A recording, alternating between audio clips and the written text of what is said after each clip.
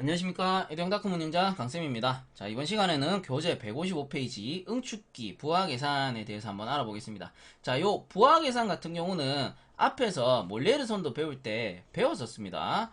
그래서 보시면은 기억이 날 거예요.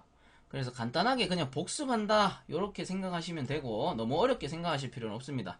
자, 그러면 응축기 부하계산 한번 볼 텐데요. 갈로 1번에 냉매 1kg이 응축기에서 제거해야 될 열량 QC는 HB-HC 해가지고 킬로칼로리 퍼 킬로그램 해서 나오죠. 자, 요거는 우선은 몰레르 선도로 그려본다면 자, 이렇게 몰레르 선도 그릴 수가 있죠. 그러면 A, B, C, D라고 했을 때 여기가 압축, 응축, 팽창, 증발이 되잖아요. 자, 그렇다면 응축 구간은 어디예요? 요 B에서 C 구간이죠. 그러므로 이렇게 엔탈피로 나타낸다면 엔탈피 값으로 나타내 본다면 자, 요 구간 뭡니까? HB와 HC 구간이 즉 응축기다. 이렇게 볼 수가 있는 거예요. 자, 그렇다면 갈로 1번에 냉매 1kg이 응축기에서 제거해야 될 열량 QC는 자, 갈로 1번에 냉매 1kg이 응축기에서 제거해야 될 열량 QC는 단위가 왜 킬로칼로리 퍼 킬로그램으로 되어 있잖아요. 그럼 단위만 읽어봐도 냉매 1kg이 제거해야 될 용량, 제거해야 될 열량 어디서? 응축기에서 냉매 1kg이 제거해야 될 열량이 된단 말이에요. 자, 그럼 어디서 어디? 여기 HB에서 HC까지잖아요. 그러므로 QC는 HB-HC로 나타낼 수 있다. 그리고 엔탈피 값 킬로칼로리 퍼 킬로그램이기 때문에 단위는 이렇게 된다 라는 거죠. 그 다음에 2번에 응축기 방출 열량 Q1은 자, 응축기 방출 열량 Q1은 단위가 뭐예요? 킬로칼로리 퍼 아워란 말이에요. 그러면 킬로칼로리 퍼 아워로 바꾸기 위해서는 뭐가 들어온다? 냉매 순환량. 그래서 킬로그램 퍼 아워라는 냉매 순환량이 들어오고 곱하기 DH라 해서 델타 H 엔탈피 차잖아요. 근데 여기는 응축기에 부하니까 어디? B에서 C 요거죠. HB-HC 즉 QC가 들어와야 된다라는 거죠. HB-HC 자, 이게 뭐예요? 냉매가 1시간 동안 순환했을 때 뺏을 수 있는 열량 즉 응축기의 방출 열량 Q1이 된다 이 말이 되는 거예요. 냉매가 1시간 동안 뺏을 수 있는 열량 Q1이 된다. 뭐가 들어가면서? G 냉매 순환량 G가 들어가면서 킬로그램 퍼 아워라는 냉매 순환량 G가 들어가고 여기는 킬로칼로리 퍼 킬로그램 엔탈피잖아요. 요거 QC란 말이에요. 이 녀석이 QC란 말이에요. 결론은. 그래서 단위는 이렇게 되기 때문에 킬로그램 날아가고 킬로칼로리 퍼 아워라는 뭐가 된다? 열량이 된다. 응축기에서 방출하는 열량이 된다. 1시간에 방출하는 열량 뭐 이렇게 되겠죠. 자, 그 밑에 공식은 방금 봤고 밑에 보시면 여기서 하는 부분 있죠. 여기서 응축부하 Q1은 냉동능력 Q2와 압축일량에 상당하는 열량 AW의 합과 같다라고 되어 있습니다. 자, 이게 무슨 말이냐면 응축부하 요 전체잖아요. B에서 C까지잖아요. 응축부하 B에서 C까지 요 구간은 뭐랑 같다? 요 압축 구간과 증발 구간을 더한 것과 같다. 이렇게 나눌 수 있잖아요. 압축 구간은 자, HA라고 쳤을 때 압축 구간은 HB-HA예요. 그럼 증발 구간은 HA-HC란 말이에요. 그럼 요 구간 더한 게 결국은 응축 부하잖아요. 그래서 간단하게 몰리에르 선도로 그린다면 이렇게 되는 거죠.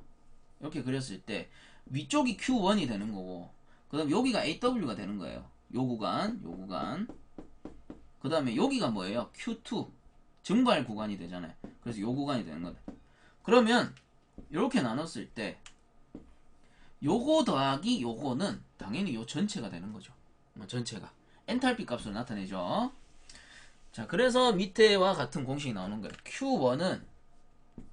Q1은 결론은 Q2. 자, 요게 Q2예요. Q2 얘가 AW가 되고 그 다음 위에가 Q1이 된단 말이에요. 그럼 Q1은 Q2 더하기 AW와 같다 라는 말이 되는 거예요. 자, 그 다음에 방열개수 갈로 3번에 방열개수 나옵니다. 방열개수는 그냥 공식 외워주시면 돼요. 갈로 3번의 방열개수. 방열개수라는 거는 어떻게? Q2분의 Q1 응축기의 방열개수가 되고요. 저압분의 고압, 저열원분의 고열원 이렇게 되는 거죠. 저열원분의 고열원, 그게 응축기의 방열개수가 되고, 당연히 고열원 Q1이 엔탈피 값이 클 수밖에 없죠. 이 전체니까. 그러므로 방열개수는 항상 1보다 클 수밖에 없어요. 그리고 책에 나오죠. 공기조화용으로는 방열개수가 1.2가 나와야 되고, 그 다음에 제빙 냉장용에는 방열개수가 1.3이 나와야 된다. 평균적으로. 그래서 요 두 가지 수치 값은 좀 기억해 주면 좋습니다. 문제에 간혹 나오기 때문에.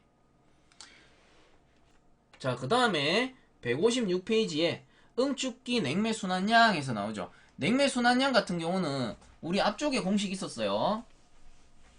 앞쪽에 자, Q1은 G 곱하기 HB-HC라는 공식이 있었죠. 이게 뭐예요? 응축기의 방출 열량 킬로칼로리 퍼 아워였단 말이에요. 그럼 여기에서 이 G가 뭐였어요? 냉매순환량. 즉 4번에 보이는 응축기의 냉매순환량은 G를 구해라 이거예요. G 킬로그램 퍼 아워 요걸 구해라 라는 거예요. 그럼 여기서 G를 구하면 되잖아요. 그럼 G만 남기고 다 넘기면 되죠. 그럼 G는 HB-HC가 내려가니까 HB-HC 분의 Q1 이렇게 해주시면 돼요. 그리고 Q1의 단위는 킬로칼로리 퍼 아워가 되겠죠. 당연히 열량이니까. 그 다음 요거는 뭐예요? 엔탈피니까 킬로칼로리 퍼 킬로그램이 된단 말이에요. 그렇다면 엔탈피 킬로칼로리 사라지면서, 엔탈피가 아니고 열량 킬로칼로리 사라지면서 남는 거는 뭐다? 킬로그램 퍼 아워 해서 냉매순환량 킬로그램 퍼 아워를 구할 수가 있다. 이런 말이 되는 겁니다. 자, 그 밑에 5번에 보시면 응축기 열량을 구하는 공식에서 Q1은 GC 델타 T. 어디서 많이 보던 거죠? Q는 GC 델타 T. 열량 구하는 공식. 이게 뭐였어요? 현열량 구하는 공식이라고 했습니다. 그래서 Q, 열량 킬로칼로리 퍼 아워는 요거 냉매순환량 킬로그램 퍼 아워 곱하기 비열 킬로칼로리 퍼 킬로그램의 도시 곱하기 온도차 도시 해주는 거다.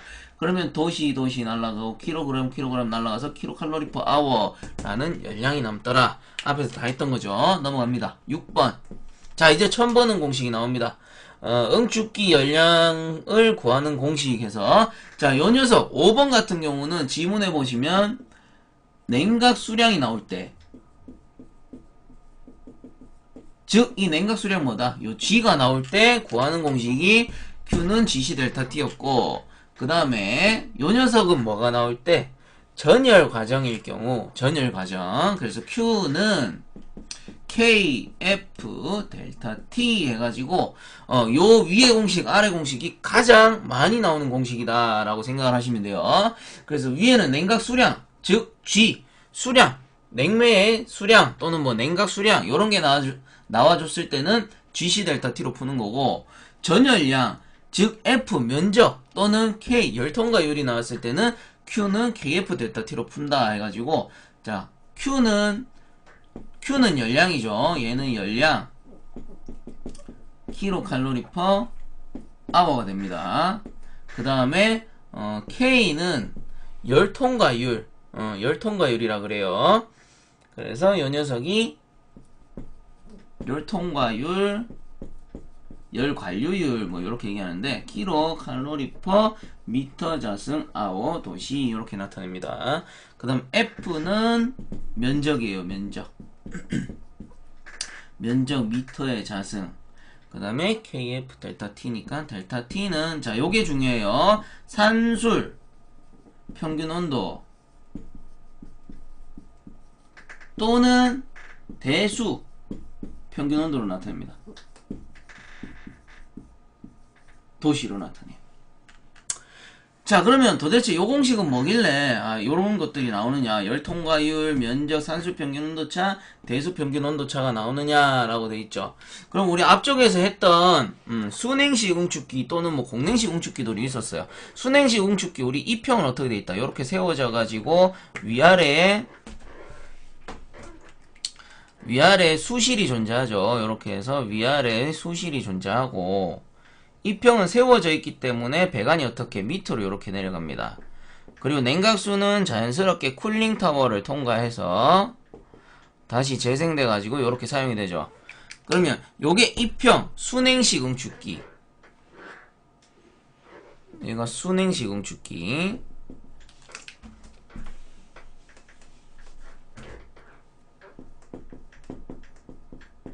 이렇게 되죠. 그래서 요 쉘 안에는 냉매가 들었고, 이렇게 뜨거운 냉매가 들었고요. 냉매가 이렇게 들어와서 이렇게 나가는 형식이고, 그 다음 요 배관 안에는 뭐 냉각수가 이렇게 지나가죠. 냉각수가 이렇게 지나간다. 그래서 여기는 냉각수, 여기는 냉매, 이렇게 되겠죠. 얘가 순행식 응축기였고, 공냉식 같은 경우는 배관이 이렇게 들어와가지고 응축기를 지나갈 때 여기에다가 팬을 달아주죠. 팬. 그래서 공기를 쫙 불어주잖아요. 그래서 뜨거운 냉매가 들어와가지고 장치를 순환하면 공기가 어떻게, 외부에 공기가 요렇게 쫙 통과한단 말이에요. 요 팬이 공기를 쫙 빨아내죠. 빨아내면서 배관 안에 있는 냉매를 식혀서 응축하는 형식. 그 다음 순행식은 어떻게, 냉각수를 흘려가지고 요 쉘 안에 있는 냉매를 응축시키는 방식. 그래서 얘가 공냉식 응축기. 요런 것들이 있었어요. 그러면 잘 보세요. 요 GC 델타 T 같은 경우는 안에 있는 냉매량만 가지고도 열량을 구할 수가 있습니다. 왜? 냉각 수량을 줬기 때문에. 근데 요 KF 델타 T라는 건 뭐냐면은 산술평균 온도차, 대수평균 온도차란 말이에요. 그래서 즉 요 응축기 같은 경우 냉매와 요 냉각수의 온도차가 있을 거란 말이죠. 그리고 요 이평쉘앤 튜브식 응축기다 라고 쳤을 때 요 응축기의 면적도 있고, 그 다음 배관의 면적도 있잖아. 냉각관의 면적이 있을 수도 있고, 그리고 요 응축기의 면적이 있을 수도 있단 말이에요. 그래서 요 F를 주는 겁니다. F 면적이 생기죠.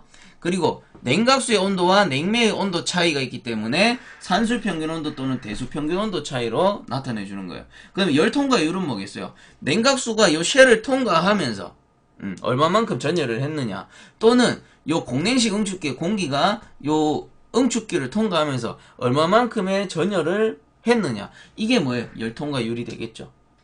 그래서 이런 공식이 나오는 거예요. Q는 KF 델타 T에서 Q는 킬로칼로리 퍼 아워가 되는 거고, K는 킬로칼로리 퍼 미터 자승 아워 도시가 되는 거고, 곱하기 면적 미터의 자승 곱하기 산수평균 온도차 도시이겠죠. 그러면은 미터 자승 날라가고 도시 날라가서 킬로칼로리 퍼 아워가 나오더라. 결론은 열량을 구하는 공식입니다. 대신에 열통과율, 면적, 산수평균 온도차, 대수평균 온도 차이로 구하는 거. 그럼 이 녀석은 그냥 일반 냉매의 온도차 또는 냉각수의 온도차 이렇게 구하겠죠. 그렇게 열량을 구한다 라는 거. 그래서 가장 대표적인 공식 두 가지가 이제 나온 겁니다. Q는 GC 델타 T, Q는 KF 델타 T. 이렇게. 자, 그 다음 밑에 한번 보겠습니다. 6번에 응축기 열량 구하는 공식 전열 과정일 경우 Q는 KF 델타 T다 해서 밑에 제가 설명드린 내용 다 나오고요. 그 밑에 글 한번 읽어볼게요. 위 공식은 응축기 및 기타 모든 열기관의 설계에서 줄 것입니다. 전열 면적을 구하는 기본 공식이다. 자, 면적 K가 아니고 죄송해요. 면적 F를 구하는 공식이다. 그럼 F 구하려면 요거 F만 빼고 넘기면 되죠. 그래서 F는 K 내려가고 델타 T 내려가고 Q1 요런 식으로 요 면적을 구할 수 있다 이 말입니다. 전열 면적을 구하는 기본 공식이다. 요거 줄 거 주세요. 전열 면적을 구하는 기본 공식 으로 사용된다. 그 뒤에도 줄 거 주시고, 이 공식에서 델타 T는 냉매의 응축 온도와 냉각수 입출구의 대수 평균 온도 차이나 일반적으로 산술 평균 온도를 사용하여 응축 부하를 응축부하 계산에 사용하기도 한다. 까지. 그래서 Q는 KF 델타 T의 델타 T는 산술 평균 온도, 대수 평균 온도 차이가 됩니다. 그리고 Q는 GC 델타 T의 요 델타 T는 온도 차는 냉매의 입출구 온도 차 또는 냉각수의 입출구 온도 차 이렇게 되는 거다라는 말이 돼요. 자, 그다음 밑에 대수 평균 온도 차, 산술 평균 온도 차 나오죠. 자, 요거는 싹 다 좀 지우겠습니다. 자. 그러면 산술 평균 온도 차랑 대수 평균 온도 차랑 어떻게 구하면 됩니까? 자, 이제 나오는 겁니다. 1번 요거 쓰기 전에 요 공식들이 어디서 나온다? Q는 G가 아니고 K, F, 델타 T에서 요 노마가 대수 평균 온도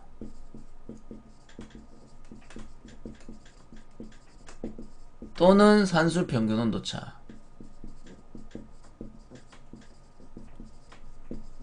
차다라고 했죠. 그리고 간단하게 정리를 해보세요.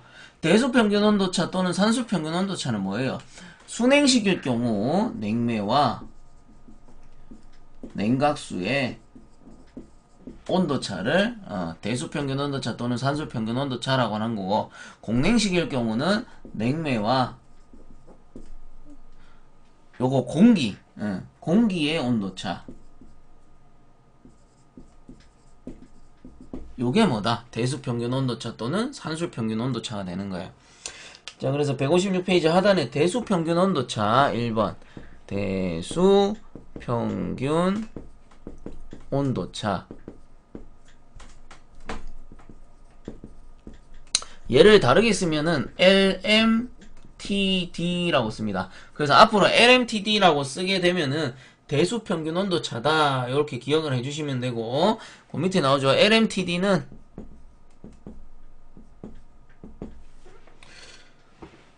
델타 T1-T2에다가 나누기 LN의 델타 T1 나누기 델타 T2가 된다. 이게 뭐냐면은 잘 보세요. 냉각수에서 들어오는 거, 그 다음 냉각수가 요렇게 순환을 하죠. 그 다음 냉매에서 요렇게 들어오는 거 온도가 있을 거란 말이에요. 그러면 냉각수의 온도는 어떻게 된다? 예를 들어 요 쿨링타워에서 오는 게 17도씨였다 라고 칩시다. 그 다음에 냉매, 뜨거운 냉매와 열교환하고 나가는 냉각수 같은 경우는 온도가 어떻게 좀 올라가겠죠. 그래서 뭐 한 22도씨다 라고 칩시다. 그래서 냉각수 들어오는 게 17도, 나가는 게 22도. 그럼 냉매 같은 경우는 좀 고온으로 오겠죠. 요 녀석을 예를 들어 뭐 한 70도씨 정도라고 합시다. 그 다음 좀 식겠죠. 식어서 한 40도씨까지 내려가서 응축이 돼서 나간다 라고 쳤을 때 요거를 이렇게 나타낼 수가 있어요. 자, 냉매 방향과 냉각수 방향 어때요? 요 녀석은 지금 같아요. 이게 가서 밑으로 내려가고 냉매도 가서 밑으로 내려가요. 그러면 냉각수를 파란색으로 치고 요렇게 냉각수 입구가 17도씨, 그 다음 냉각수 출구가 22도씨, 요게 냉각수입니다. 그 다음 냉매 같은 경우는 입구 온도가 70도씨, 그 다음에 출구 온도가 40도씨다 라고 합시다. 그러면 이런 거예요. 자, 요거 두 개, 이게 지금 병류죠. 병류이기 때문에 향유보다는 조금 효율이 떨어집니다. 그래서 요렇게 한 세트고 요렇게 한 세트가 되는 거예요. 그럼 빼보면은 얘가 7, 3, 6에서 5, 53도씨가 되는 거고, 얘는 어떻게 40에서 8, 30, 18도씨 요렇게 되겠네요. 그럼 얘가 T1 고온이 되는 거고 얘가 T2 저온이 되는 겁니다. 그래서 여기 넣어주시면 되는 거예요. T1 같은 경우는 53도씨 빼기 T2 18도씨 나누기 LN의 T1 53 나누기 18도씨, 이렇게 해서 뭐 대수평균 온도차를 구해주면 되는 거예요. 그래서 요 LN이라는 거는 요 녀석, 요거는 자연 로그입니다. 계산기에 보시면 LN으로 표시가 되어 있어요. 로그 요거 하시면 안 돼요. 요거 계산할 때 요거 하시면 안 되고, 계산기에 LN이라고 있습니다. LN. LN을 가지고 계산을 해주셔야 돼요. 그래서 요런 개념인 거고, 그 병류일 때보다 향유일 때 당연히 효율이 좋다, 뭐 이런 거죠. 요거를 온도만 바꾸면 되죠. 그래서 향유는 이렇게 거꾸로 가고, 얘가 만약에 향유다 치면 17도씨 되는 거고, 그 다음에 요게 22도씨 이렇게 되겠죠. 그러면 온도 빼보면은 당연히 요 놈이 8, 그 다음에 15, 4, 48도씨, 그 다음에 요 놈은 3, 3에서 23도씨. 자, 그러면 뭐 간단하게 요거 다 계산해도 답 나오긴 하는데, 간단하게 53에서 18도씨 빼버리면은 5, 4, 35도씨죠. 그럼 요 녀석은 5, 25도씨란 말이에요. 그럼 병류일 때 35도씨, 그 다음에 향유일 때 25도씨 만큼 식은 거란 말이에요. 그래서 당연히 25도씨가 더 많이 식은 거죠. 이런 식으로 병류, 향유일 경우에는 향유가 훨씬 더 많이 식더라. 얘는 35도씨까지 식힌 거고 얘는 25도씨까지 식힌 거고, 요것만 봐도 10도씨가 더 떨어졌잖아요. 그래서 향유가 훨씬 더 효율이 좋더라. 요게 대수평균 온도차가 되는 거고, 그래서 대수평균 온도차 같은 경우는 그냥 요 공식을 외워주는 게 좋아요. LMTD는 T1-T2에 나누기 ln의 T1-T2 이런 식으로 외우시면 됩니다. 다시 한 번만 더 암기에 도움을 주기 위해서, 자, LMTD는 T1-T2 나누기 ln의 자연로그 ln의 T1 나누기 T2다. 요렇게만 외워주시면 된다라는 겁니다. LMTD는 T1-T2 나누기 ln의 T1 나누기 T2 요렇게 외워주시면 돼요. 그러면 여기서 대수평균 온도차는 끝을 내고요. 자, 거기 옆에 그 밑에 산술 평균 온도차 2번 산술 평균 온도차가 됩니다. 그래서 요거 밑에 공식 보시면 산술 평균 온도차는,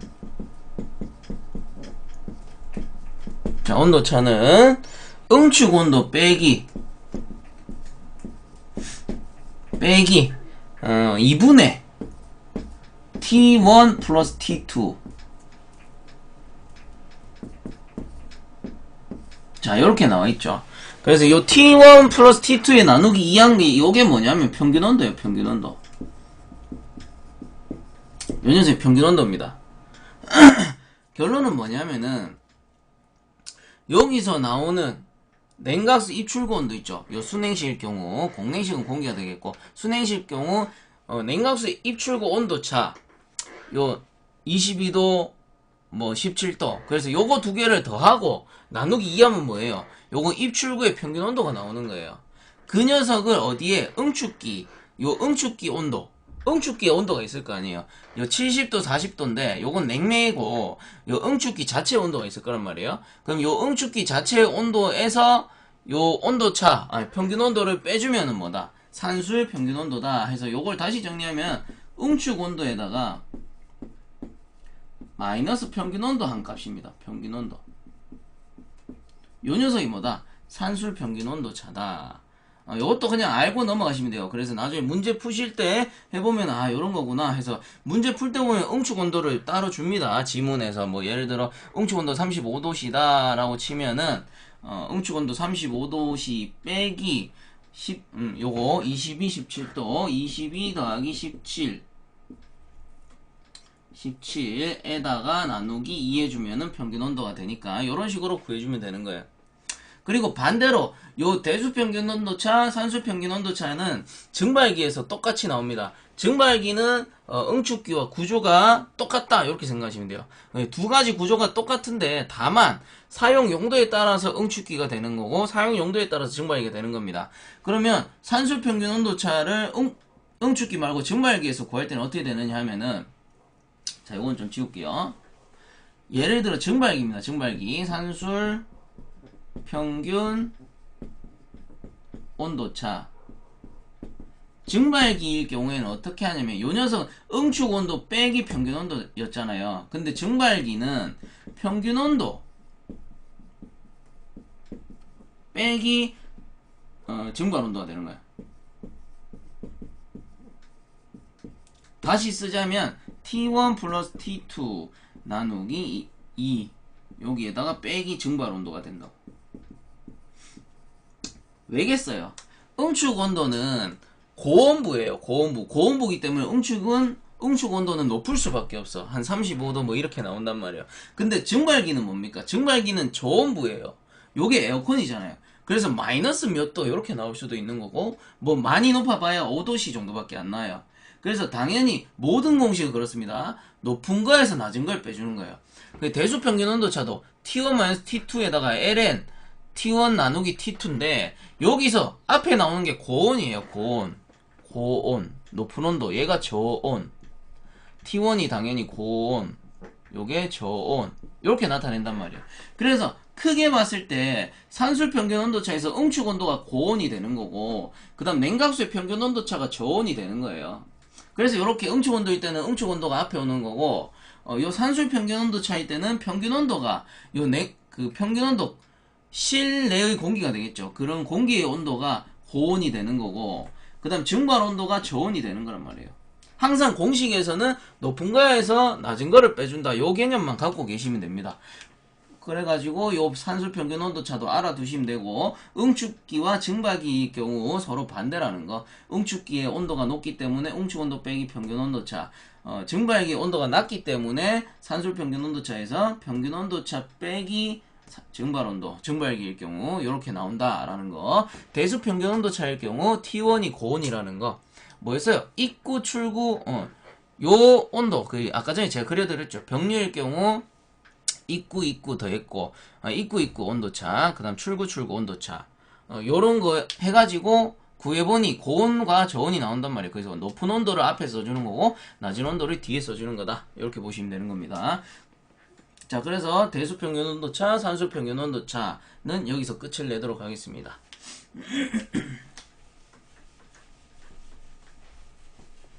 대수평균 온도차랑 산술평균 온도차는 공식을 좀 외워주세요. 외워두시면은 나중에 문제 풀기가 상당히 수월해져요. 그리고 요 녀석들은 어떤 공식에 나온다? Q는 KF 델타 T라는 공식에서 사용이 된다 라는 것까지. 자, 그 다음 157페이지에 메인에 보시면 그냥 참고적으로 한번 읽어볼게요. 응축기에서 방출하는 열량은 증발기에서 흡수하는 열량과 압축기에서 소비하는 동력의 열량의 합이며, 응축기에서 방출하는 열량은 대략 증발기에서 흡수하는 열량의 1.25배 정도이다 까지. 뭐 앞에서 봤던 내용이고, 1.25배 정도 되는구나. 그냥 넘어갑니다. 문제에서 안 나오기 때문에. 자, 그 밑에 응축기 냉각 간의 오염개수 해가지고 7번에 보시면 오염개수. 요거 뭐냐면은 이것도 앞에서 나왔던 거죠. 배관이다, 냉각수 배관 또는 냉매 배관이다 라고 쳤을 때, 요 냉매 배관 안에 이물질, 물때가 낄 수가 있잖아요. 냉각수라고 쳤을 때 물이 계속 순환하기 때문에 요 물때가 낀단 말이에요. 물때. 그럼 냉각수라는 거는 냉매와 열교환하죠. 이렇게 냉매가 왔을 때, 뜨거운 냉매가 왔을 때 이렇게 냉매가 통과하죠. 그럼 냉매가 요 배관의 표면과 열교환해가지고 온도가 떨어져야 되는데, 요 물때 때문에 어떻게 전열 교환이 힘들어지는 거죠. 그렇다면 물때가 얼마나 꼈는지 알고 싶다. 그게 오염 개수가 되는 거고, 요 녀석을 구할 때는 물때의 두께가 있겠죠. 요 물때의 두께는 LF라고 칩시다. 그 다음 요 물때의 종류에 따라서 뭐 슬래그냐, 스케일이냐, 슬러지냐, 뭐 이런 거에 따라서 유지분이냐에 따라서 열 전도율이 다 다를 거란 말이에요. 그래서 요거를 람다 F라고 칩시다. 물때의 열 전도율 해가지고. 그럼 공식은 어떻게 되냐? L 분의 람다 이렇게 나타내죠. 오염개수는. 그래서 LF분의 람다 F, 요게 뭐다? 오염개수다. 그리고 단위로는 킬로칼로리 퍼 미터 자승 아워 도시로 사용이 된다. 자, 요거 어디서 많이 봤던 단위죠? 네, 그렇습니다. 그 열통과율하고 단위가 같아요. 열통과율. 즉 열통과율이 낮아진다는 건 뭐예요? 오염개수가 높구나. 뭐 이렇게 볼 수 있는 거죠. 그래서 단위로는 같다. 그리고 요 열 전도율이 단위가 킬로칼로리 퍼 미터 아워 도시고, 요 녀석이 물때 두께 미터가 된단 말이에요. 그래서 미터가 두 개니까 어떻게 요런 공식이 되는 거죠. 그래서 오염개수는 요런 거다 라는 것만 알고 넘어가시면 되고, 요 단위가 뭐랑 같다? 열통과율과 같다. 열통과율 뭐였어요? K. K는 열통과율이라 있고 단위로는 킬로칼로리 퍼 미터 자승 아워 도시라고 있습니다. 요 통과율. 얼마나 잘 통과하느냐. 뭐 열 관리율 이렇게 얘기하기도 하죠. 자, 그 밑에 소요 냉각 풍량 계산에서 나옵니다.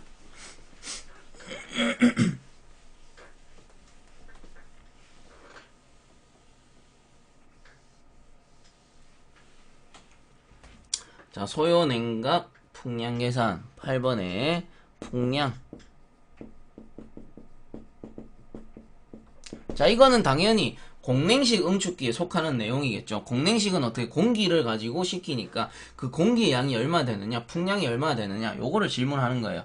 그러면 요 풍량 계산 공식은 그냥 간단해요. 앞에 다 나왔던 겁니다. Q는 G, C, 델타 T라는 공식이 있었어요. 그때 요때 썼던 거는 뭐 킬로칼로리 퍼 아워가 되고, G는 킬로그램 퍼 아워, 냉매 순환량 또는 냉각수의 순환량, 요거 C는 비열 킬로칼로리 퍼 킬로그램의 도시라 해서 물의 비열은 1이었고, 그 다음 델타 T는 온도차 도시가 되잖아요. 그래서 도시 날라가고 킬로그램 날라가고 이렇게 열량을 구했는데, 열량을 구하는 공식을 요때는 뭡니까? 요 G가 나온다라는 거는 냉각수 또는 냉매예요. 즉 순행식이란 말이에요. 그럼 공냉식으로 바꿔주는 방법은 어떻게 되느냐? Q는 자 G라는 거는요, 스몰 Q에다 곱하기 1.2 한 것과 같습니다. 스몰 Q가 뭐냐? 미터 삼승 퍼 킬로그램이라고 해가지고 공기의 양이에요. 공기의 양. 근데 요거를 킬로그램 퍼 아워로 바꿔주기 위해서 요 비중을 곱해줍니다. 1.2. 그렇게 하면은 Q 곱하기 1.2가 뭐다? 킬로그램 퍼 아워라는 단위로 바뀌어요. 즉 스몰 Q에다가 1.2를 곱해주면 요 G랑 같은 거예요. 그리고 스몰 Q가 뭐예요? 풍량이다 이 말이죠. 스몰 Q가 풍량이다. 지금 구하고 싶은.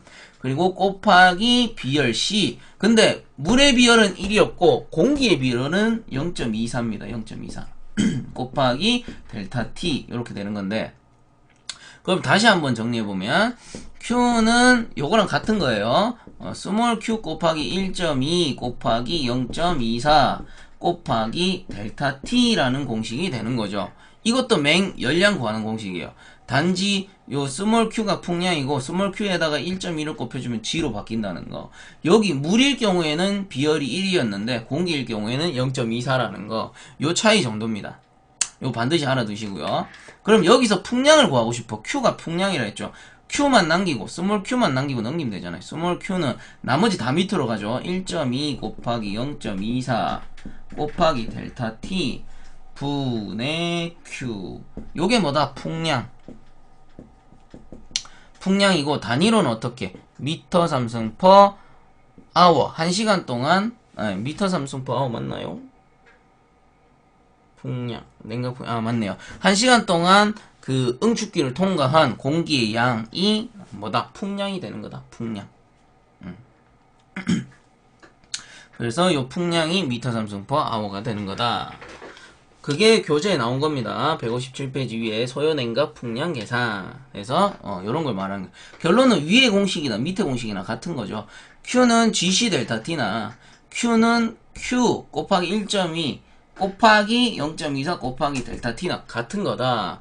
0.24 공기 비열이니까. 자, 넘어가도록 하겠습니다.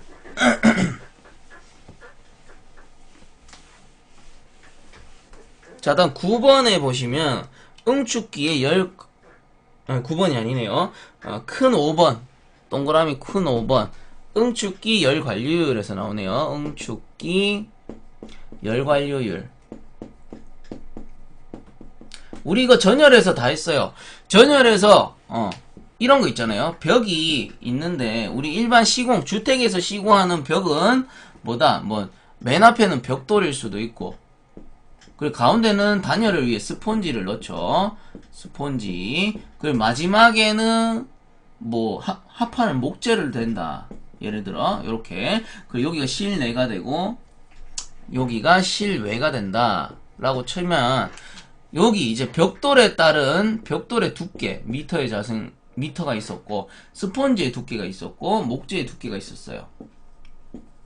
그리고 재료에 따른 열 전달률이 다 다르다고 했죠. 람다. 그래서 1, 1, 1, 1이라고 했고, 그 다음 햇빛이 이렇게 비쳐서 온다. 열이 온다. 열이 여기까지 닿았을 때를 뭐라 한다? A1이라고 하고, 그 다음 실내로 치출될 때를 A2라고 한다. 그러면 열 통과율이라는 건 결국 뭐다? 여기서 여기까지 지나간 거다. 그러면 여기부터 요거는 열 전달, 열 전도가 되는 거죠. 열 전달과 열 전도를 다 더해주면 뭐가 된다? 열 관류율 K, 열 통과율 K가 된다. 그래서 K라는 거는 A1 분의 1 더하기 람다 분의 L 1 더하기 람다 2 분의 L2 더하기 람다 3 이거 잘못 썼네요. 이렇게 람다 3 분의 L3 더하기 요거 A2 분의 1 요게 통과율 역수 열 저항의 역수 요 밑에 게 열 저항이고 역수가 뭐예요? 열 통과율 그렇게 되는 거죠. 그래서 열 통과율은 킬로칼로리 퍼 미터 자승 아워 도시로 나타냈다. 요게 뭡니까? 열 관료율이에요. 근데 책에서 157페이지 말고 158페이지에 넘어가 보시면 그림 나오죠. 메나 요 녀석하고 똑같은데 이건 뭐다?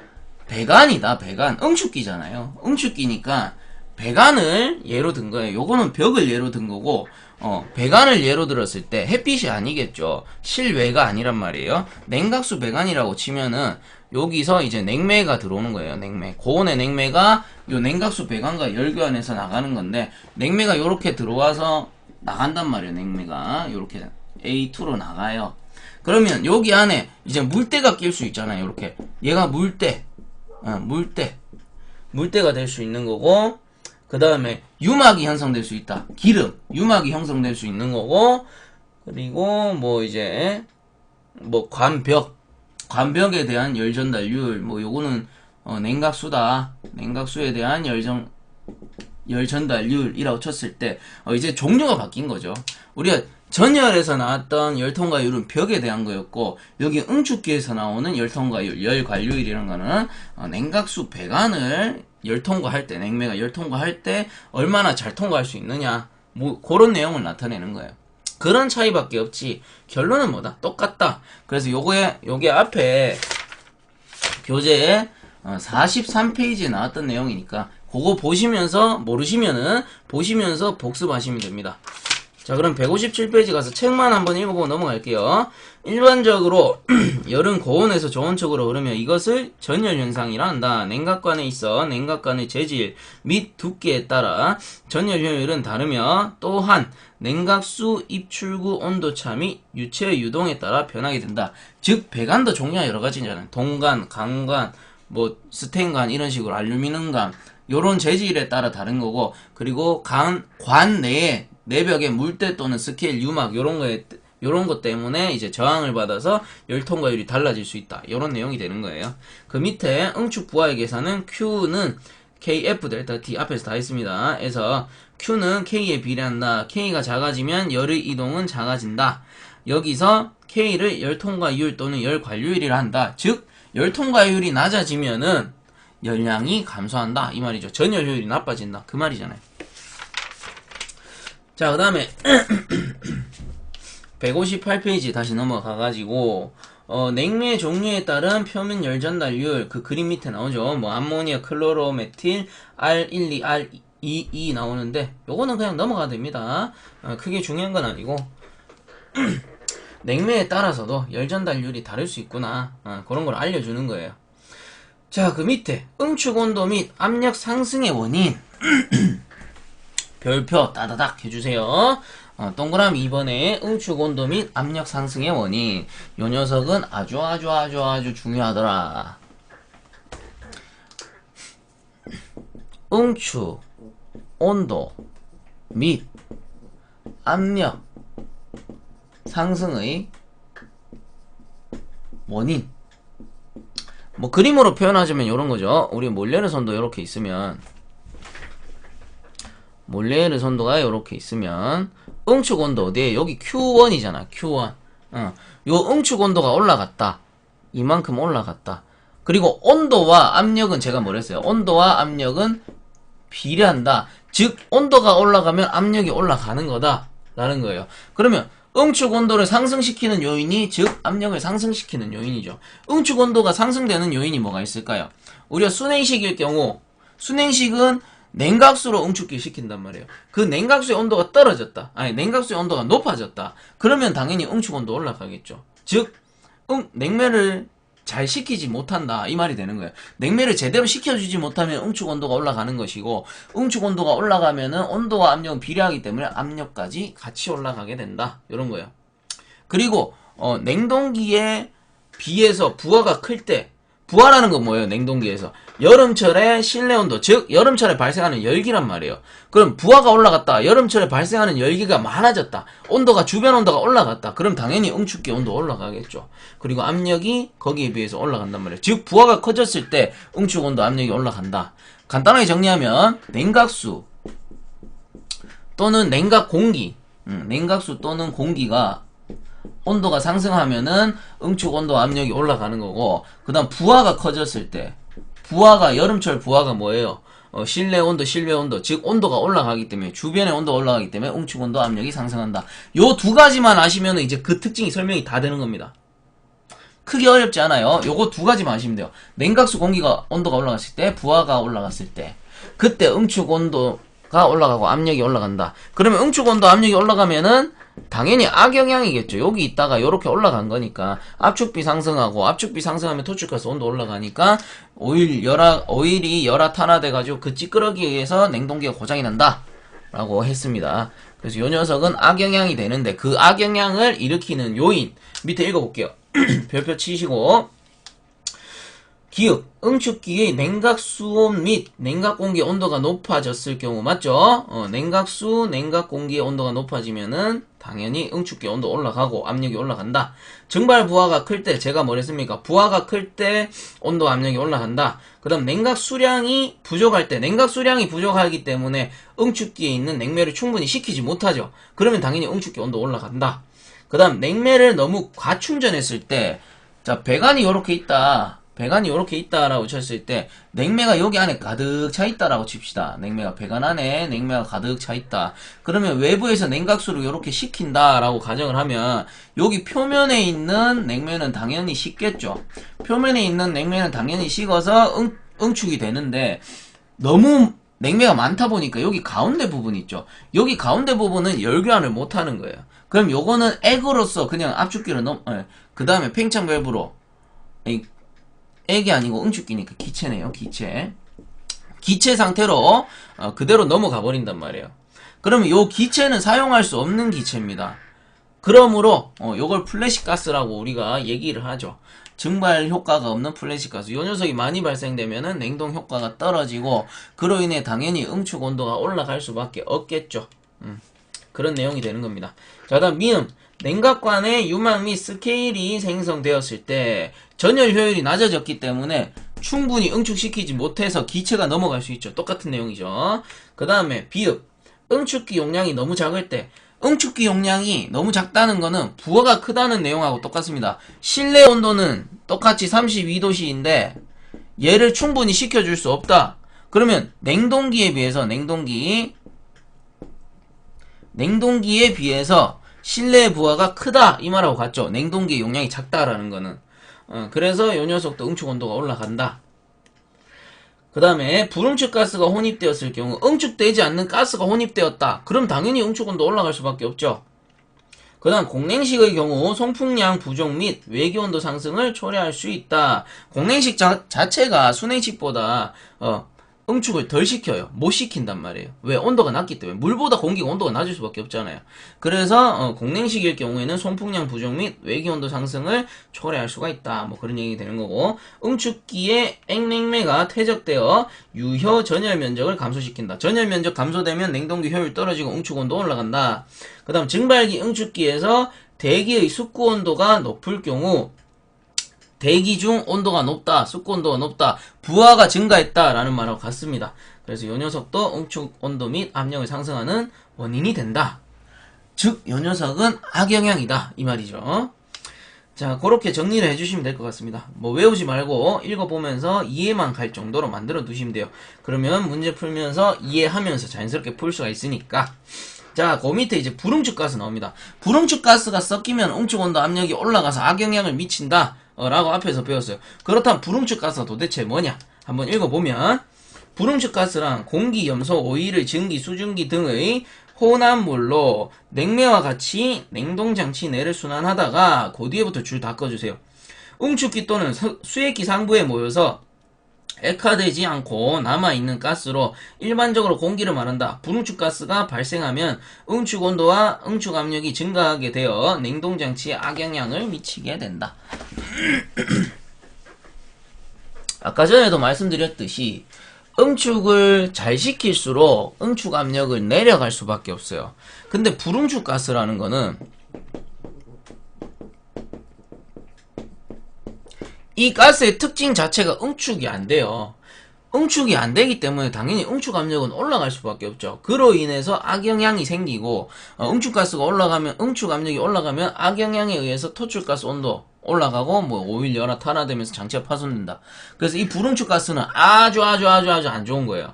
플래시가스랑 거의 흡사하죠. 근데 플래시가스라는 거는 냉매였어요. 플래시가스랑 비교를 해드릴게요. 플래시가스는 냉매예요, 냉매. 요 냉매가 장치를 순환하다가 배관이 외부에 노출되어 있다. 그러면 가스로 지나가다가 액으로 지나가다가 외부의 열에 의해서 그 액이 미리 증발해버린 거란 말이에요. 증발기에 가서 증발을 해야 요 녀석이 실제적 냉동 효과를 일으킬 수 있는데 증발기에 가기 전에 증발해버려서 요 플래시 가스는 사용을 못한다.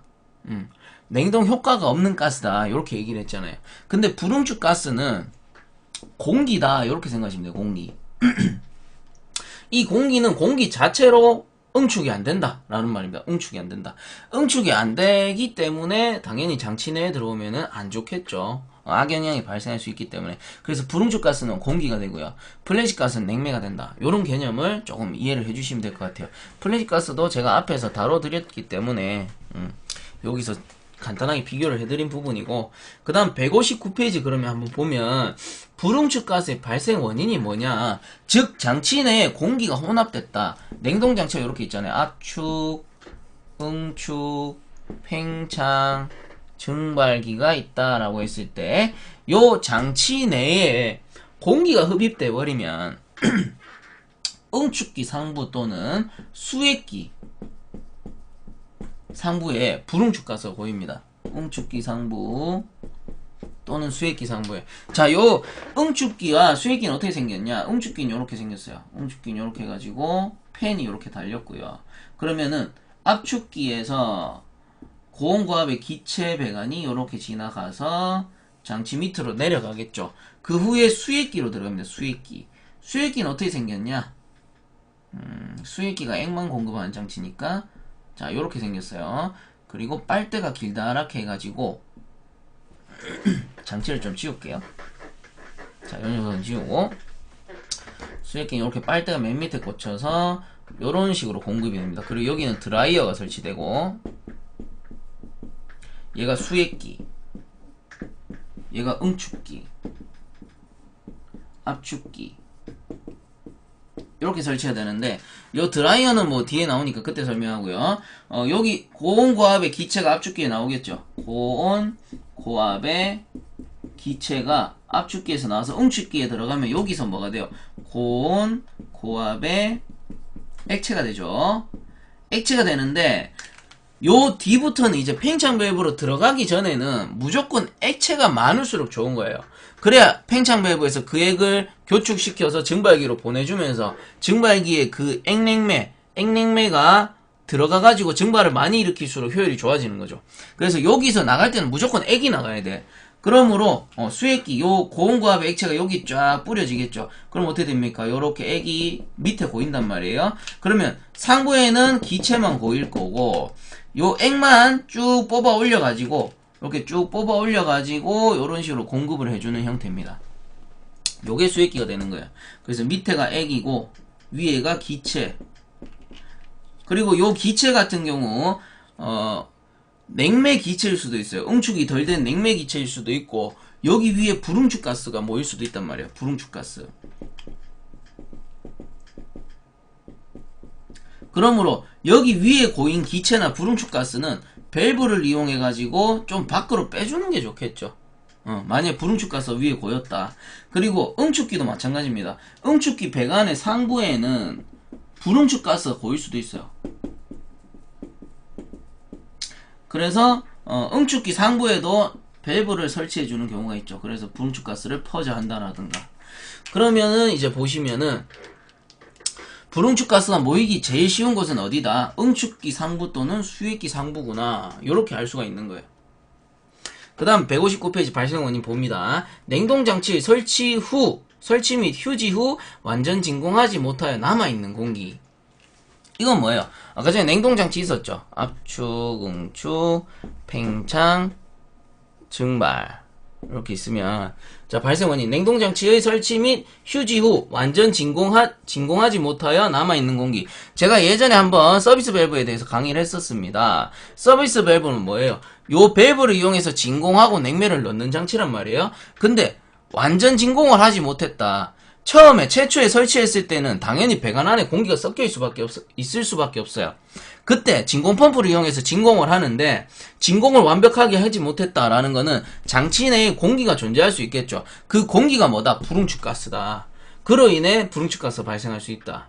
그 다음 밑에 오일 포밍 현상의 발생 및 오일의 열화 탄화 시 압축비가 상승돼가지고 안에 요 압축기 안에 오일이 탔어요. 오일이 탔는 그 오일의 가스도 뭐다? 불응축 가스가 되는구나. 요런 얘기가 되는 거고. 그 다음 냉매 충전 시 완전 진공하지 못한 경우 1번하고 같은 내용이죠. 그 다음 4번에 윤활유 충전 시 공기가 섞여 들어갔을 경우 요 압축기 윤활유를 충전해야 되는데 이때 외부에 뭐 패킹 재료에서 누설이 발생했다. 그러면 공기가 빨려 들어갈 수 있겠죠. 그리고 공기를 압축하면 압축기는 당연히 고장날 수밖에 없습니다. 그 다음에 진공 시험 시 항상 여기서 가장 중요한 게 뭐예요? 진공 작업이란 말이에요. 진공 작업. 처음 설치했을 때 진공을 잡아서 냉매를 넣는 개념인데 뭐 예를 들어서 요 장치가 고장났다. 응축기가 고장났다. 그럼 응축기 빼야 되잖아요. 응축기를 떼내고 다시 설치했어요. 그 과정에서도 공기가 들어있단 말이에요. 내부에.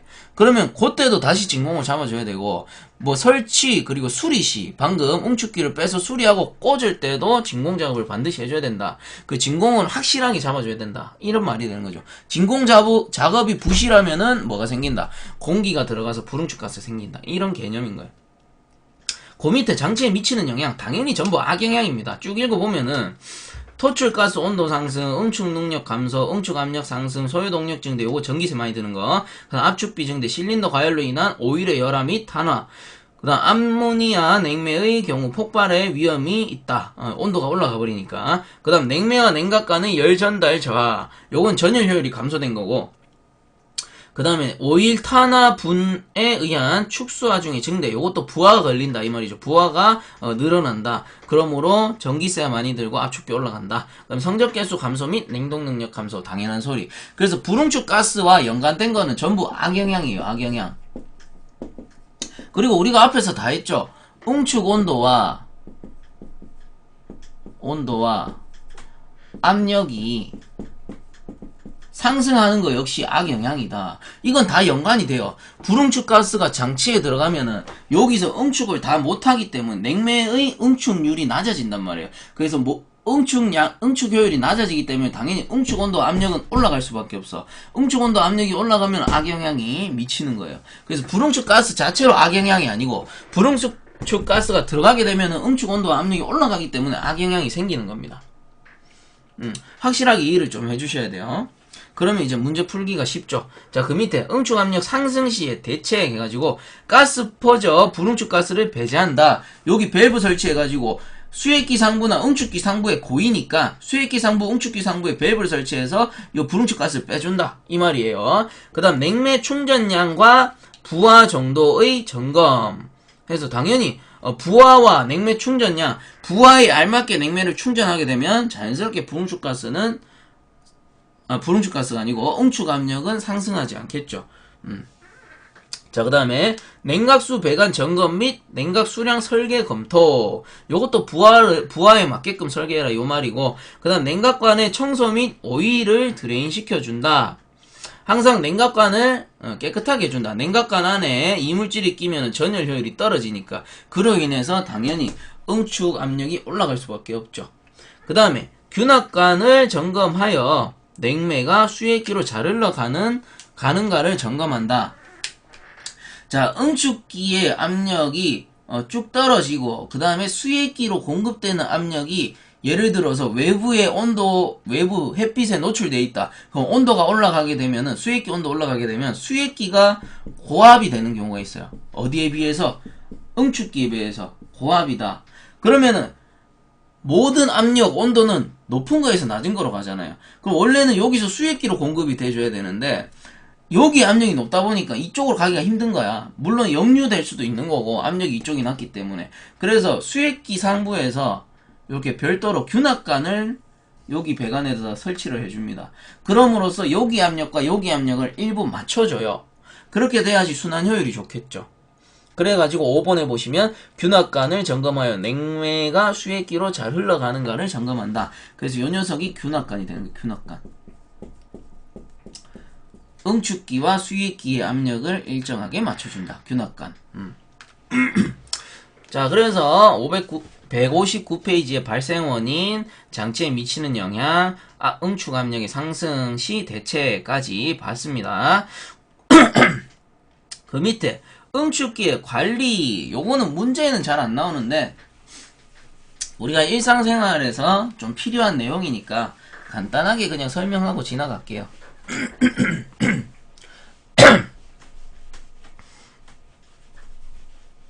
자, 응축기 관리 방법에서 공냉식. 자, 공냉식. 우리가 보통 가정용 집에 설치된 에어컨 있죠. 이게 전부 공냉식입니다. 가정용 응축기. 그래서 가정용 응축기 어떻게 생겼냐? 요렇게 해가지고 실외기예요. 결국은 실외기인데 팬이 요렇게 달렸죠. 팬이 요렇게 달렸고 압축기에서 이렇게 배관이 들어왔다가 나간단 말이죠. 이렇게 들어와가지고 여기가 압축기, 여기 수액기 쪽으로 가는 거 이런 식으로 달렸고, 그리고 요 응축기 즉 실외기의 뒤를 보잖아요. 뒤쪽에 보면은 아주 가는 핀들이 이렇게 연결이 되어 있어요. 아주 가는 핀들이. 자, 요 핀들은 뭘까요? 핀들.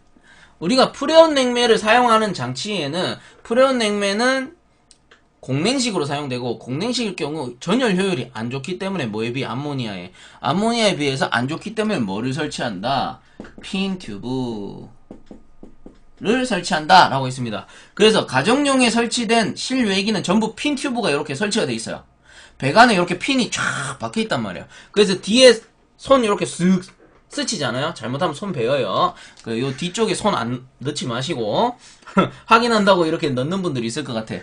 요 뒤에다가 손 넣지 마세요. 잘못하면 손 다쳐요. 요게 공냉식인데, 공냉식 같은 경우는 우리가 실외에 노출이 되어 있잖아요. 실외에 노출이 되어 있기 때문에 거기 밑에 보시면은 여기 먼지가 낄 경우 솔로 털어낸다. 그래서 4에서 그리고 밑에 4에서 6의 증기로 세척한다. 그 다음 압축기로 불어준다. 이렇게 돼 있죠. 이게 뭐냐면은 실외기를 장시간 사용할 경우, 실외기는 방열 장치란 말이에요. 항상 온도가 높을 수밖에 없어. 온도가 높기 때문에 먼지가 쉽게 붙어요.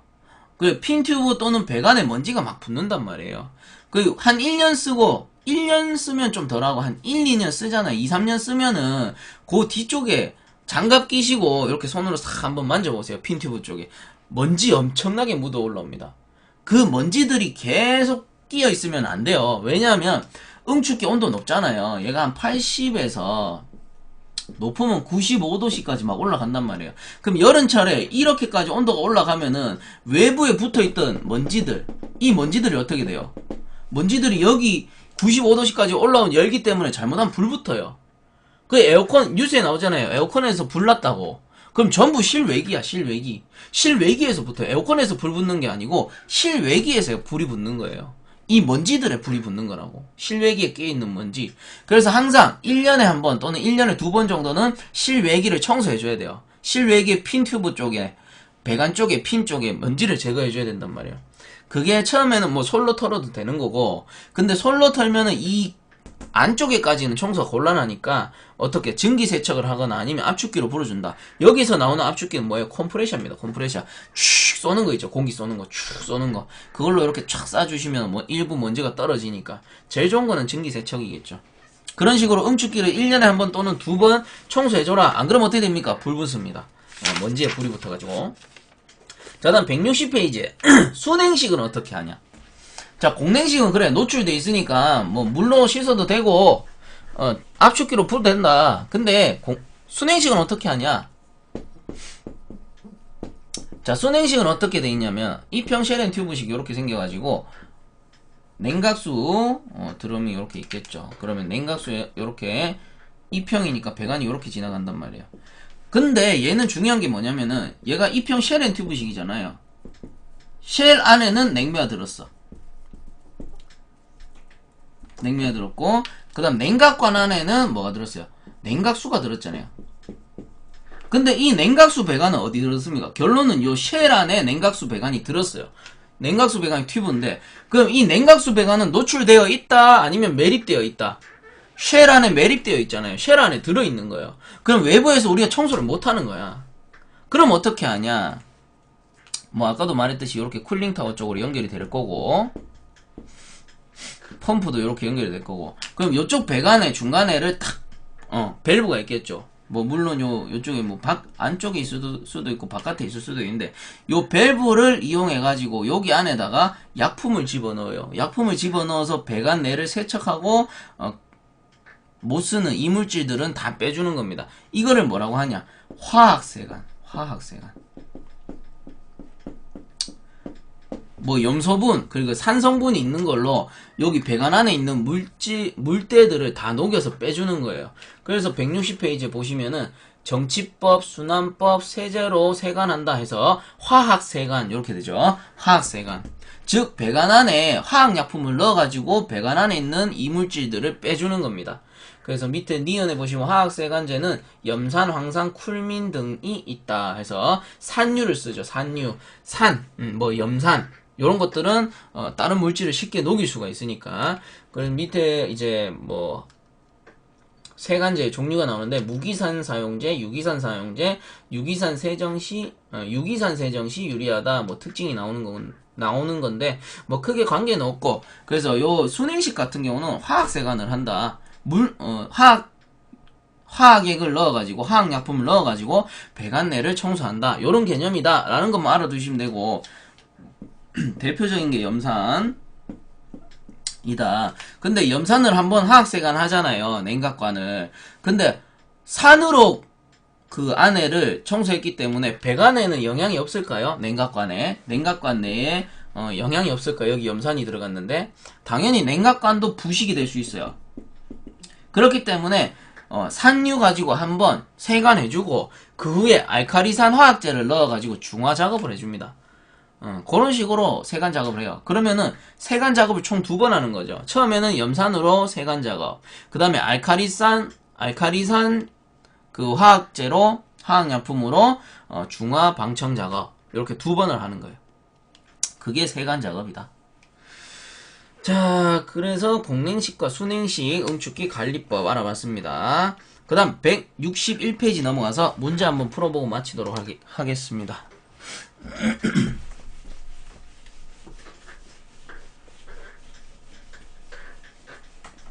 자, 161페이지 1번 문제. 다음 중 지수식, 자, 지수식 줄 거 주시고, 지수식 응축기라고도 하며 나선 줄 거 주시고요. 나선 모양의 관에 냉매를 통과시키고 이 나선관을 구형 또는 원형의 수조에 담그고 순환시켜 냉매를 응축하는 방식. 자, 지수식 하면 무조건 요 놈이고요. 그 다음 나선형은 뭐냐면은, 나선형, 얘를 그림으로 그리면 나선형은 요런 겁니다. 우리 스프링 말려있는 것처럼, 용수철처럼 이렇게 말려있는 걸 나선형이라고 그래요. 그리고 우리가 요거를 또 다른 말로 뭐라고 하느냐? 코일형. 이렇게 말아놓은 걸 우리가 코일이라고 하죠. 그리고 요 코일을 어떤 통 안에 넣었대요. 그럼 이거 뭐예요? 무슨 응축기다? 쉘엔 요게 쉘이잖아요. 쉘엔 요게 뭐다? 코일. 쉘앤 코일식. 제가 뭐 요렇게 쓸 때도 있고 요렇게 쓸 때도 있는데 어차피 영어 발음이니까 같은 겁니다. 그 같은 거 다 쌤 쓰고 싶은 대로 쓰는구나. 요렇게 이해를 좀 해주세요. 그래서 쉘앤 코일식 응축기다 이 말입니다. 나선형 코일형. 나선형이 코일형이다. 쉘앤 코일식 응축기다. 그리고 요 녀석을 뭐라고 한다? 지수식. 그래서 앞으로 지수식 나오면은 무조건 쉘앤 코일식 응축기다. 요렇게 알아두셔야 됩니다. 그러면 1번의 답은 1번이 되겠죠. 그 다음 2번. 다음 중 분응축가스가 주로 모이는 것. 앞에서 뭐라고 했어요? 응축기 상부 또는 수액기 상부였죠. 그럼 여기선 수액기가 없으니까 답은 4번 응축기가 되겠네요. 그 다음 3번 문제. 순행식 응축기의 능력을 증가시키는 방법 중 적합하지 않은 것은 했습니다. 냉각수량을 증가시킨다. 당연히 냉각수를 증가시키면 응축이 더 잘 되겠죠. 빨리 식을 테니까. 그 다음 냉각수의 수온을 낮춘다. 그럼 당연히 응축 잘 되겠지. 그 다음 응축기 코일을 세척한다. 순환 효율을 높여줘서 전열 효율이 늘어나기 때문에 당연히 좋고요. 그 다음 4번에 냉각수 유속을 2배로 증가시킨다. 유속은 느릴수록 좋습니다. 느릴수록 전열 효율이 높아요. 모든 곳에 다 열교환하고 지나가야 되잖아요. 근데 열교환하기 전에 쑥 지나가 버리면 어떡해? 전열이 안 되겠죠. 그래서 냉각수의 유속은 낮을수록 좋다. 4번이 틀렸네요. 그 다음 3번. 프레온계 냉매용 횡형 쉘앤 튜브식 응축기에서 냉각관의 설명으로 맞는 것은 프레온입니다. 프레온. 자, 1번. 재료는 강이고, 재료는 강이고. 자, 프레온 냉동장치. 자, 프레온 냉동장치는 동관을 사용하죠. 동관. 그래서 1번 틀렸죠. 재료는 강이고 요게 틀렸네요. 그 다음 2번 보시면 재료는 동이고, 그렇지, 동관. 냉각수 측의 전열 저항에 비해 냉매 측의 전열 저항이 매우 크므로 외측의 전열면을 증가시킨 핀 튜브가 사용된다. 그렇네요. 2번이 답이겠네. 2번. 동을 쓰고 핀 튜브를 쓴다. 그래서 요 녀석은 외측에, 여기 배관에 냉매가 지나가고 외부에는 공기가 지나가잖아요. 그럼 전열 효율이 낮은 요 공기 쪽에 어떻게 핀 튜브를 사용해준다. 요런 말이 되는 거죠. 그래서 답은 2번이 되겠습니다. 밑에는 읽어보시면 틀린 답이니까 그냥 한 번씩 더 읽어만 보시면 될 것 같고 답만 봐주셔도 됩니다. 자, 다음 5번. 어떤 증발기의 열통과율이 500kcal 미터 자승 아워 도시이고 대수 평균 온도차가 7.5도시다. 냉각 능력이 15RT일 때 이 증발기의 전열 면적은 약 얼마인가? 자, 전열 면적 구하는 공식 우리가 앞에서 배웠죠. 보였습니까? 자, Q는 KF 델타 T에서 전열 면적을 구할 수 있다 라고 했습니다. 그러면 열통과율 K가 500이래요. 요 녀석이 500이고, 그 다음에 대수평균 온도차. 친절하게 대수평균 온도차로 줬네요. 7.5도씨. 그러면은 용량이 얼마냐? 냉각 능력은 15RT인데 얘가 킬로칼로리 퍼 아워란 말이에요. 그럼 15RT를 요 킬로칼로리 퍼 아워로 바꾸려면 1RT는 3320이니까 3320 킬로칼로리 퍼 아워를 곱해주면 된다. 이런 말이 되는 거죠. 그럼 쭉 나열해 보면 Q는 15RT 곱하기 3320 킬로칼로리 퍼 아워가 되는 거고, 그 다음 K는 500 킬로칼로리 퍼 미터 자승 아워 도시가 되는 거고, 얘는 킬로칼로리 퍼 아워겠죠. 그 다음에 도시는 델타 T 대수평균 온도차는 7.5도씨가 되는 거다. 그럼 너희 F 면적 구해라. 미터의 자승.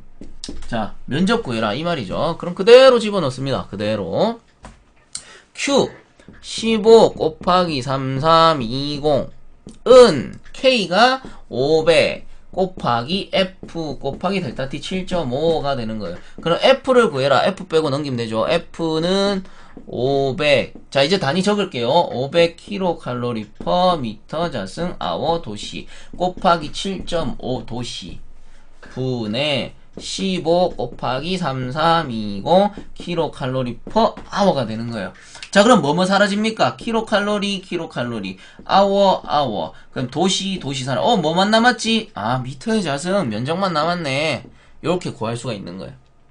자, 이렇게 해서 구해보니까 13.28 미터의 자승에서 답은 1번이 되겠네요. 1번. 요거 반올림하면 3이죠. 자, 이런 식으로 구해주시면 된다. 자, 그럼 6번.